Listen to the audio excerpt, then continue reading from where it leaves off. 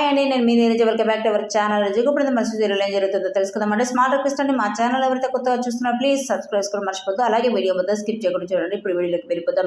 Shailendra mummy ఆ మను August అయిపోయేసరికి ఏం జరుగుతుందో ఏం చేస్తుందో చూడు అని నాకే వార్నింగ్ ఇచ్చాడు. ఆయన నేను ఎక్కువ అనుకుంటే అక్కడ ఇంకోటి జరుగుతుంది మమ్మీ అని శైలేంద్ర చెప్తాడు. అప్పుడు దేవి అని తన తండ్రి ఎవరో తెలిసిన మరుక్షణమే తన తండ్రిని చంపేస్తానన్నాడు కదా, కానీ తెలిసిన తర్వాత ఇంత కూల్గా ఉన్నాడు ఏంటి అనుకుంటున్నావా అని అంటున్నప్పుడు శైలేంద్ర అవును మమ్మీ, తన తండ్రి మీద కోపం ద్వేషంతో రగిలిపోయాడు కదా, ఇప్పుడు అవన్నీ ఏమయ్యాయి అని అంటాడు. అప్పుడు దేవి అని అదేరా రక్త సంబంధం అంటే, ఎవరికైనా తండ్రి మీద ప్రేమ తప్ప ద్వేషం కోపం ఉండవు. అయినా జనమంతా మనుని హేళన చేశారు, తన తల్లిని అవమానించారు కాబట్టే మనుకి తండ్రి మీద కోపం పుట్టుకొచ్చింది. మహేంద్ర తన తండ్రి అని తెలిసాక తనని ఏం చేయలేకపోతున్నాడు, ఎందుకంటే మహేంద్ర అంటే తనకి చాలా ఇష్టం కాబట్టి. అయితే మనను ఏం చేయలేమా మమ్మీ అంటాడు శైలేంద్ర. అప్పుడు దేవేని నువ్వేం భయపడకు, సమయం దొరికినప్పుడల్లా మనని విసిగించు, ఆ మహేంద్రపై కోపాన్ని మరింతగా పెంచు అని అంటుంది. అప్పుడు శైలేంద్ర లేదు మమ్మీ, ఈ విషయంలో నన్ను కలిసినా మాట్లాడినా నేను చంపేస్తాను అని నాకే వార్నింగ్ ఇచ్చాడు అని అంటాడు. దేవి అని అయితే మనని ఏం చేయలేమన్నమాట. వాడికి తండ్రి గురించి తెలిసినా కూడా తను ఏం చేయలేదంటే ఇది ఆలోచించాల్సిన విషయమే. అయినా ఈ విషయం మహేంద్రకు తెలిసే తను ఏం చేస్తాడో కూడా మనం ఆలోచించాలి. మహేంద్ర అనుపమ డిస్కస్ చేస్తుండగా మాట పెరిగితే మను మహేంద్రను ఏదైనా చేసుండొచ్చు అని చెప్తుంది దేవయాని. ఇదిలా ఉండగా మహేంద్ర అనుపమ వసుధర అన్న మాటలు విన్నాడు కాబట్టి మను తండ్రి తనే అని తెలుసుకుని చాలా బాధపడుతూ ఉంటాడు. వసుధర అలా చెప్పిందంటే అనుపమ కూడా అదే నిజమని చెప్తుంది. ఇదంతా అబద్ధం కదా, అసలు ఏం జరుగుతుంది? అనుపమ తప్పకుండా ఏదో చెప్తే కానీ వసుధర అంతా ఖచ్చితంగా చెప్పదు కదా, ఏంటి జగత్ ఇది? అయినా నువ్వు నేను అనుపమ బెస్ట్ ఫ్రెండ్స్ కదా, అనుపమని నేను ఎప్పుడు ఒక ఫ్రెండ్గానే చూశాను. తన కష్టాల్లో కెరీర్లో మనం ఎంత సపోర్ట్గా చేశాం, అయినా ఎంత గొప్పగా అభిమానించాను, కానీ ఎప్పుడు ప్రేమ అన్న మాట కూడా నాకు రాలేదు. నా మనసులో నీకు తప్ప వేరెవరికి చోటు లేదు. అలాంటిది వీళ్ళు ఎలా మాట్లాడుతున్నారు? అనుపమ తప్పు మాట్లాడింది, తప్పు చేసిందని నేను అనడం లేదు, కానీ ఎక్కడో ఏదో పొరపాటు జరిగే ఉంటుంది. దీనికి సమాధానం చెప్పాల్సింది నువ్వు అనుపమ, నువ్వేమో ఈ లోకంలో లేవు. అనుపమ నోరు తెరవదు. ఇప్పుడు ఎలా అని వసుధర అన్న ప్రతి ఒక్క మాటని తను చేసిన ప్రతి ఒక్క పనిని గుర్తు చేసుకుంటూ అందుకేనేమో నన్ను మను విషయంలో అనుపమతో ఏమీ మాట్లాడదని వారించింది. నేనే అర్థం చేసుకోలేకపోయాను. ఈ విషయం గురించి రిషి ఎలా రియాక్ట్ అవుతాడో ఏంటో నాకు అర్థం కావడం లేదు. అసలు మనుకి విషయం తెలుసా? ఒకవేళ తెలియకపోతే నేనే తనని కలిసి ఈ విషయం చెప్తాను అని మనుకి కాల్ చేశాడు. మను చాలా కోపంతో ఫోన్ లిఫ్ట్ చేయడు. మహేంద్ర పదే చేసినప్పటికీ తన కాల్ లిఫ్ట్ చేయలేదని మెసేజ్ చేస్తాడు.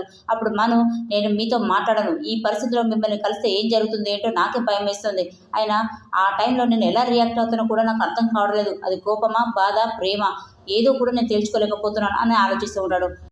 ఈ విషయం నీకు తెలియాలి మనో, ఇది నీ జీవితానికి సంబంధించింది, నీ భవిష్యత్తుపై ఆధారపడి ఉంటుంది అని మహేంద్ర ఆలోచిస్తూ ఉండగా మరోవైపు మను నేను ఇప్పుడు భవిష్యత్తు గురించి ఆలోచించే పరిస్థితుల్లో నేను లేను, నా జీవితం ఎటుపోతుందో కూడా నాకు అర్థం కావడం లేదు, ఇన్నాళ్ళుగా వెతుకుతున్న సమాధానం వేరు, కానీ ఇప్పుడు ఎదురైన ప్రశ్న వేరు అని ఆలోచిస్తూ ఉంటాడు. మనం ఇదిలో ఉండగా మహేంద్ర కూడా ఇలాంటి సందర్భం వస్తుందని నేను అస్సలు అనుకోలేదు, అయినా వీళ్ళందరికంటే ఎక్కువగా బాధపడింది నువ్వే మను అని తను చాలా బాధపడుతూ ఉంటాడు.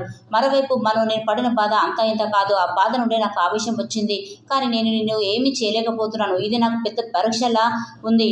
అయినా ఈ గుప్పనిత మనసులో ఇంత అలజడి ఏంటో నాకు అర్థం కావడం లేదు, నా మనసే ముందుకెళ్ళమంటుంది, మళ్ళీ నా మనసే అడ్డుకుంటుంది అని ఆలోచిస్తూ బాధపడుతూ ఉంటాడు. అప్పుడు అనుపమ మనుని చూస్తుంది.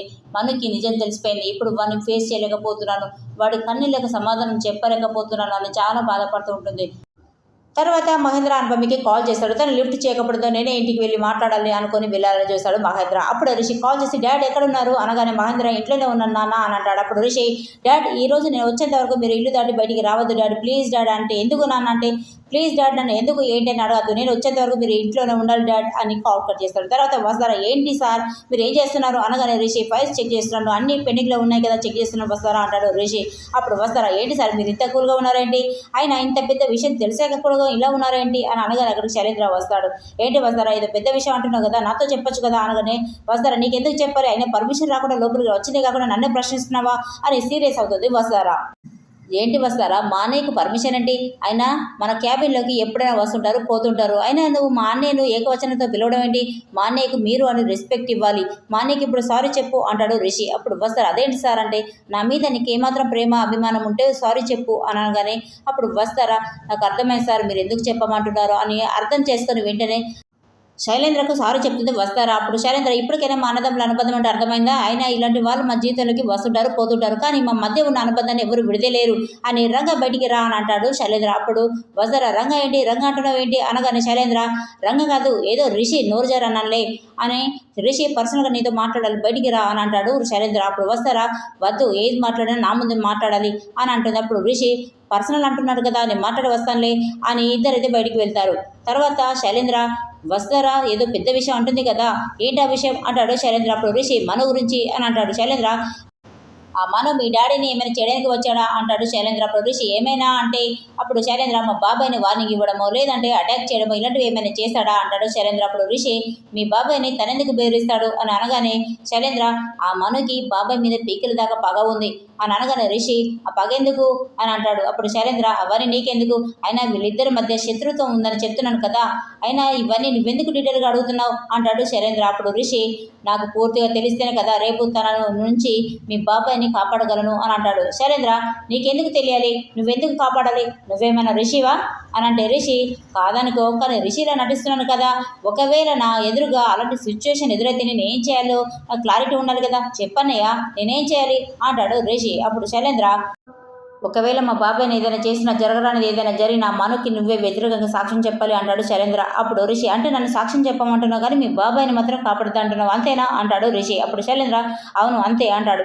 రిషి తనను కాపాడితే మీకేంటి ప్రాబ్లం, అయినా ఎవరైనా ప్రాబ్లంలో ఉంటే కాపాడమని చెప్తారు కానీ మీరేంటి కాపాడుద్దని అంటున్నారు అంటాడు రిషి. అప్పుడు శైలేంద్ర ఏం లేదు రంగా, నువ్వు మా బాబాయ్ని కాపాడే ప్రయత్నంలో నీకు ఏదైనా జరిగితే అలా ఎందుకనే అలా అన్నాను అని అంటాడు శైలేంద్ర. అప్పుడు రిషి ఓకే అన్నయ్య, అది నా ముందు జరగకపోతే మరి నేనేం చేయాలి అని అంటాడు. అప్పుడు శైలేంద్ర అయినా ఇంతక వసర ఏం చెప్పిందో చెప్పలేదు అంటే అప్పుడు రిషి చాలా దుర్మార్గాలు అరాచకాలు ఎన్నో చేసావట కదా, ఆ పదవి కోసం మీ తమ్ముడు రిషిని చంపాలని చూసావట కదా అంటాడు రిషి. అప్పుడు శైలేంద్ర ఈ వసర వీడి రిషి అనుకుని నా నిజ స్వరూపం బయటపెడుతుందన్నమాట, కానీ పాపం తనకు తెలియదు రిషి లేడని, అయినా వీడు రిషిలో నడుస్తున్న రంగాన్ని తనకు తెలియదు అని మనసులో అనుకుంటాడు.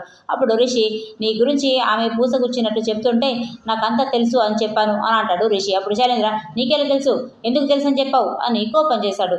అప్పుడు రిషి లేకపోతే ఆ మేడం గారు చెప్తే నాకెందుకండి, అయినా నీ గురించి నాకు తెలుసు కదా, నువ్వు ఎలాంటి వాడు నాకు తెలియదా, అయినా ఈ కాలేజీలో నాకు ఎండి పోస్ట్ ఇప్పించావు, ఇప్పుడు ఈ ఎండి పోస్ట్ నీకు ఇచ్చి కాలేజీ నుండి నేను ఎలా వెళ్ళిపోవాలా అని ఆలోచిస్తున్నాను, ఇవన్నీ నాకెందుకండి అని అంటాడు రిషి. మరి ఎప్పుడు వీడియో చాలా చాలా బాగుందండి. ఈ వీడియో నచ్చితే ప్లీజ్ సబ్స్క్రైబ్ చేసుకోవడం మర్చిపోద్దు. Thanks for watching.